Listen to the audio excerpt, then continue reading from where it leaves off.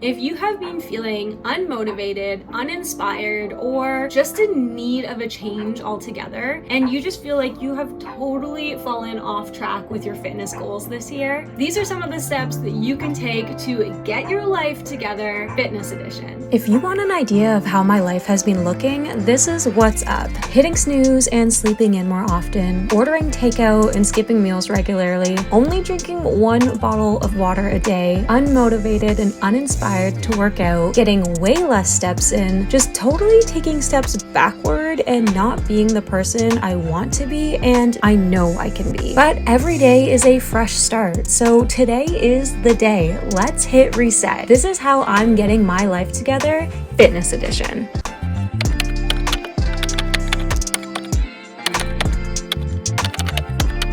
Welcome back to the channel. If you're new here, hey, what's up? I'm Anita. I'm a Bachelor of Health Science graduate, a huge fitness and health enthusiast, and an online fitness coach and content creator. If you've been watching my last episodes, I was doing a 6-week mini cut earlier this year to get ready for a vacation, and I feel like we did pretty well in terms of exercising on vacation. We exercised like every other day, and I feel like we ate pretty well also. But ever since we got back from that vacation, it's just been so hard to find consistency in our routine, get back onto a sleep schedule, and really just get back into fitness. And I've noticed that the gym has been really quiet recently too, and I don't know if that's because New Year's resolutioners have fallen off, or because the weather is changing and more people are doing things outside, or if people have just lost motivation and inspiration for working out in general. So whatever it is for you, this is my Getting My Life Together Guide Fitness Edition. So grab a tea or a coffee or your water. We are going to start with the easiest steps that you can take to get that ball rolling again and get that momentum. And then we'll work our way up to steps that are going to take a little bit more effort. You ready? Let's dive right in.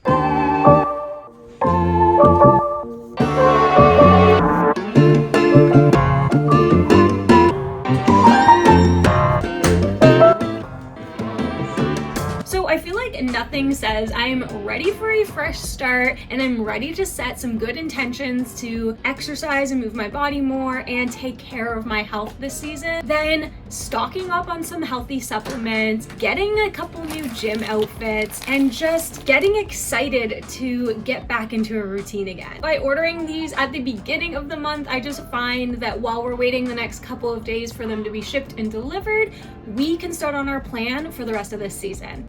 So I'm getting back into tracking my weigh-ins again. I did this during my 6-week mini cut, and for me, stepping on the scale is a judgment-free zone. I do not let that number dictate how I'm going to feel about myself, and I'm not gonna let that number define me. But I do feel like there's a lot of good data in numbers and in weighing yourself. And so I just like to do like 3 to 4 weigh-ins a week whenever I remember it. First thing in the morning, after I go to the bathroom and before I eat anything, and I will do it absolutely naked, no clothing on, so that I can get as true of a weight as possible. And I'll track that every single week, and I just want to keep an eye on the trend. So I'll take a weekly average of those numbers, and I just want to see if I'm trending upwards or downwards. And based on whatever your fitness goals are, that'll just give you a little bit of information on if what you are doing is working. I'll go into my fitness goals for this season in a little bit of a later step, but right now I'm not in a cutting phase for summer. I'm kind of in a strength training phase. So I want to be eating enough in order to get those strength goals achieved. And so I'm kind of in like a maintenance to a mini bulking phase. So I just want to see if the numbers are trending upwards slowly or if they're trending downwards slowly, and that'll just give me some information as to whether or not I'm properly fueling my body for my goals. Okay, I never thought this way in my 20s, but now that I'm in my 30s, this is something that I've really started prioritizing, and that is my sleep.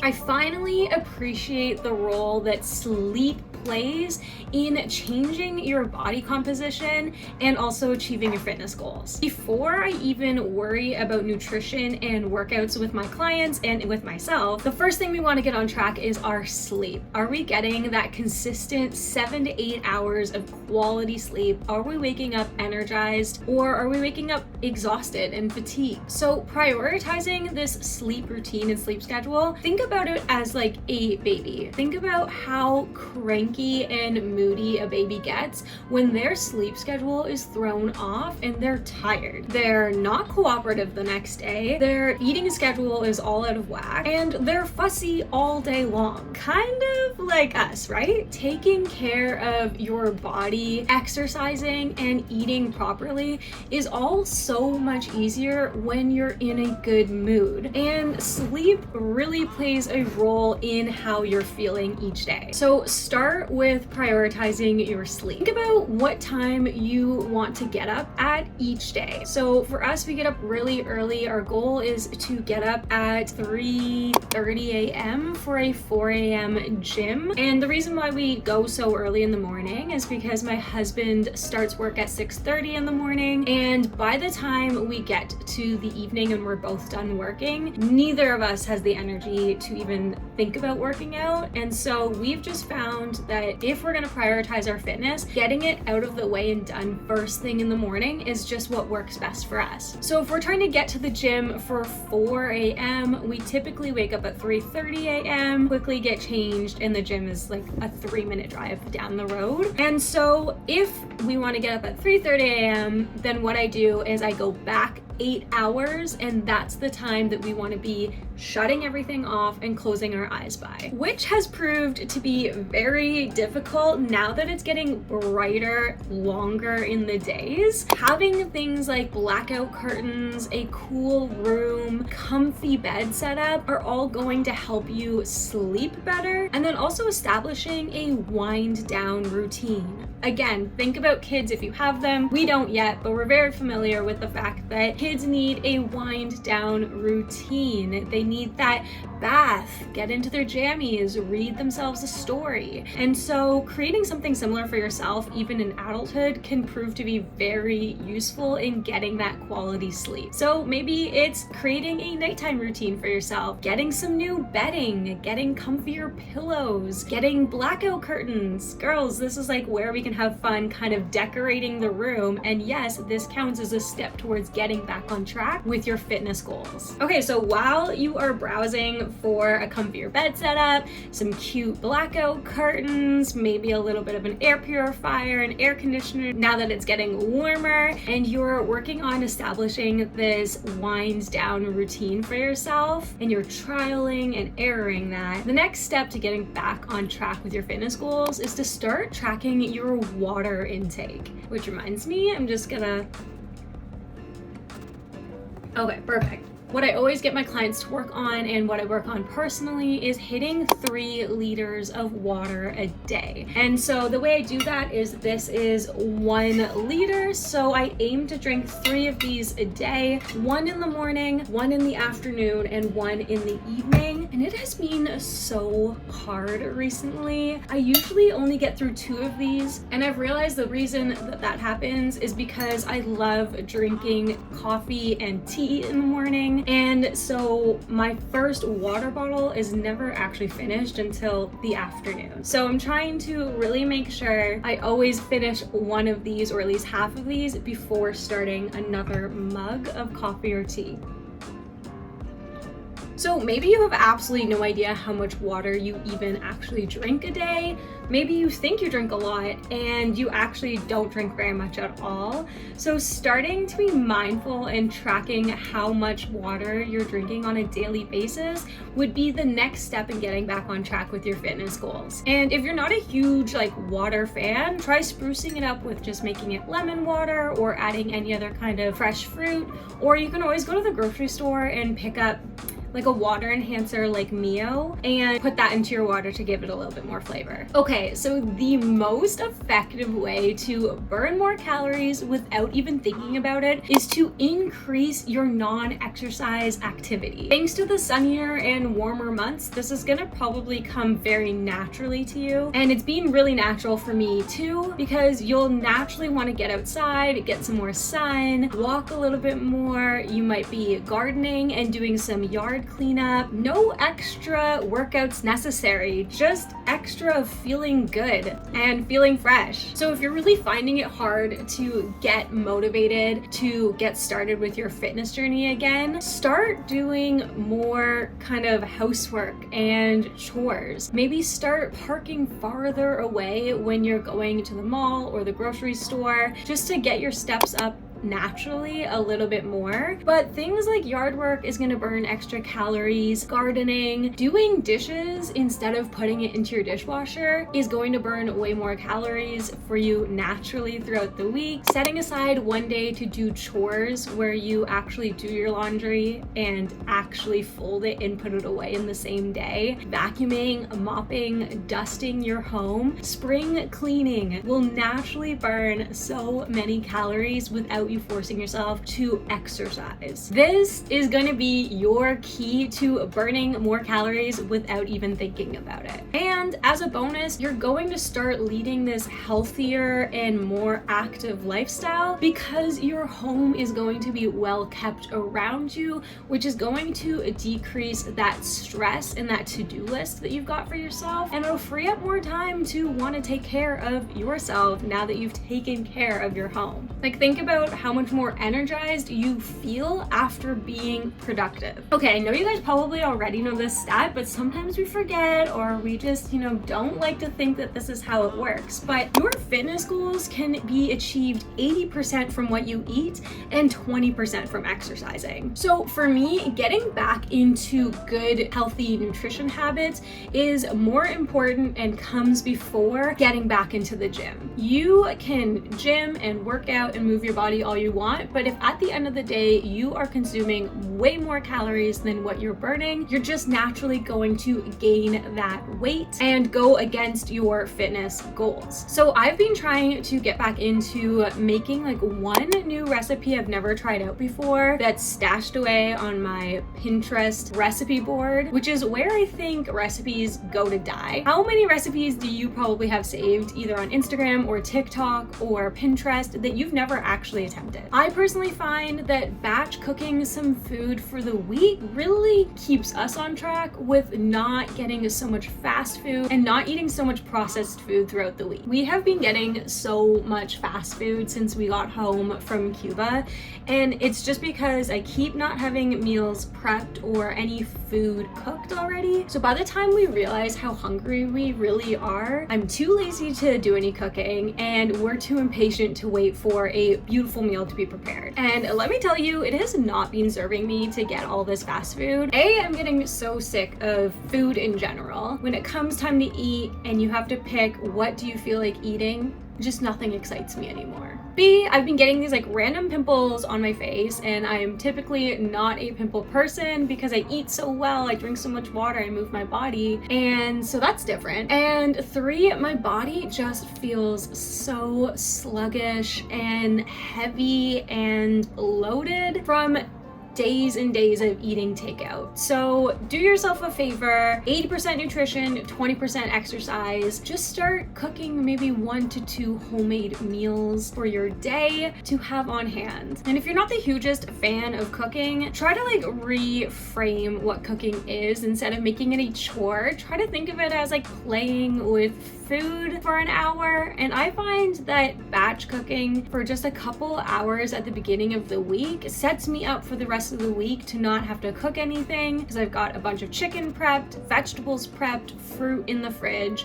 It just makes everything so much easier throughout the week. Keep it simple and easy and minimal if you're just starting out. Have your batch cooking or your recipes require as little ingredients as possible, and be quick recipes too. And then I also just love throwing on a Spotify playlist in the background or a movie in the background while I'm cooking, just to make these things a little bit more exciting. But I seriously feel like if you just start prioritizing this one step, you'll start to see major results come from it. Okay, if you have really been struggling to get back on track with your fitness goals, then your fitness goals might be too vague, or you've literally set no fitness goals. So it's time to set some smart fitness goals. You know the acronym: specific, measurable, attainable, realistic, and timely. At least that's what it means to me. So like I said, for me, I've decided to move into a strength phase for this spring season. And so I'm only going to be focusing on compound lifts like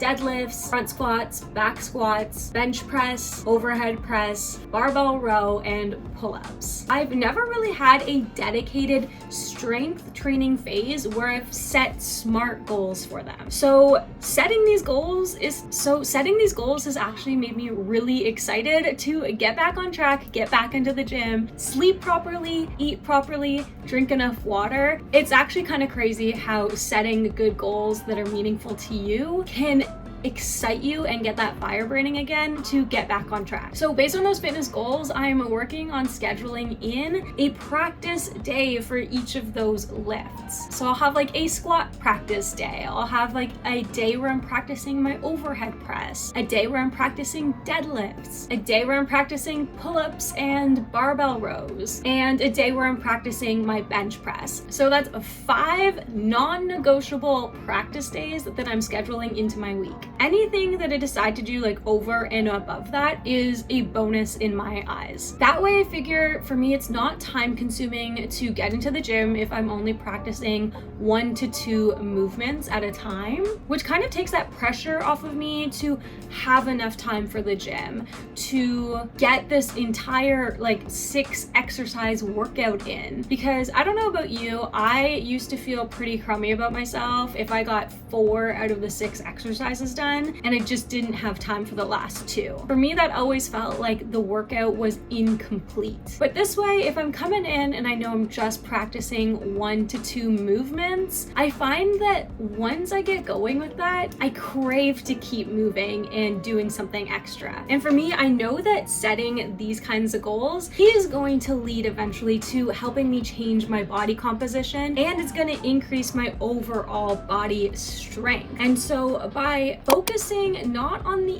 outcome and focusing on the things I can control, which is showing up and practicing a certain exercise every single day, makes the fitness journey a little bit more exciting and takes the pressure off of yourself to achieve this uncontrollable aesthetic goal. Because fitness is way more than just your aesthetics and how you look and the number on the scale. It's all about how you feel and creating a healthier environment for your mind and your soul. And then in turn, by increasing that self-confidence in yourself, by prioritizing yourself more and learning how to do that and show up for yourself and take care of yourself, you end up filling your own cup so much that it pours over and you are just a better person for the people around you. So let's recap, starting from easiest to hardest so that you can build up some momentum to get the ball rolling. Number 1, restock on some supplements and order a new workout set. Number 2, track weigh-ins with no judgment attached to it. Set a bedtime and prioritize sleep. Track your water intake.